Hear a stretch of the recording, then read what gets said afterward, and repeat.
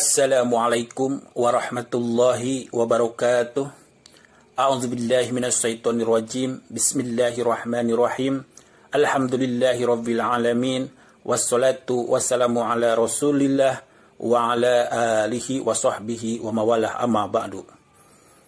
Berikut ini adalah keistimewaan ibunda Nabi Muhammad sallallahu alaihi wasallam ketika sedang mengandung atau sedang hamil. Tidak lama setelah Abdullah dan Aminah menikah, Abdullah pergi untuk berniaga ke Palestina dan Syam atau Suriah, serta Aminah sedang mengandung atau hamil. Namun, ketika Abdullah dalam perjalanan pulang ke Mekah, Abdullah singgah di Madinah, yaitu ke rumah neneknya dari garis bapak, namanya Salmah binti Amr. Dan tatkala rombongan karapannya mau berangkat lagi, Abdullah jatuh sakit dan tetap tinggal di rumah sang nenek. Beberapa hari setelah karapan itu berjalan, Abdullah meninggal dan dimakamkan di Madinah. Abdullah mewariskan kepada Aminah seorang budak perempuan bernama Ummu Aiman, serta beberapa ekor unta dan kambing. Ketika Abdullah meninggal, Aminah sedang mengandung sekitar 2 bulan, sehingga Nabi Muhammad sallallahu alaihi wasallam sudah menjadi yatim ketika di dalam kandungan atau berusia sekitar 2 bulan di dalam kandungan. Pada kitab Maulid Ibrid halaman 17 sampai 19, Syekh Nawawi Banten menyampaikan sebuah keistimewaan yang dialami oleh ibunda Kanjeng Nabi Muhammad sallallahu alaihi wasallam yang kurang lebih seperti ini. Di awal masa kehamilannya, yaitu bulan Rajab, Aminah kedatangan Nabi Adam alaihissalam. Dan Nabi Adam alaihissalam berkata, "Aku ingin membawa kabar gembira. Bahagialah engkau, wahai Aminah. Engkau sedang mengandung Sayyidil Basar, pemimpin manusia."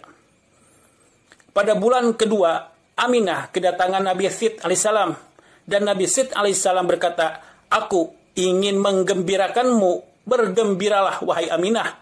Engkau sedang mengandung sahibut ta'wil wal hadis, pemilik ta'wil dan hadis."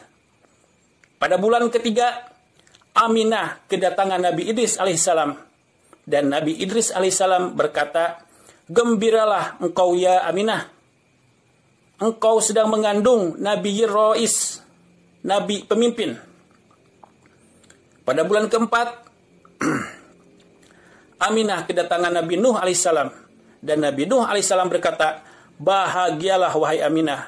Engkau sedang mengandung Sohibun Nasri wal Futuh, pemilik pertolongan dan kemenangan." Pada bulan kelima, Aminah kedatangan Nabi Hud alaihissalam. Dan Nabi Hud alaihissalam berkata, "Bergembiralah, wahai ibu Aminah. Engkau sedang mengandung Sohibus Safa'ah fil yaumil mashud, pemilik syafaat di hari persaksian atau hari kiamat." Pada bulan ke-6, Aminah kedatangan Nabi Ibrahim alaihissalam. Dan Nabi Ibrahim alaihissalam berkata, "Bahagialah engkau, ya Aminah. Engkau sedang mengandung Nabiyil Jalil, Nabi yang agung." Pada bulan ke-7, Aminah kedatangan Nabi Ismail alaihissalam. Dan Nabi Ismail alaihissalam berkata, "Gembiralah, ya Aminah. Engkau sedang mengandung Nabiyil Malih, Nabi yang elok." Pada bulan ke-8, Aminah kedatangan Nabi Musa alaihissalam.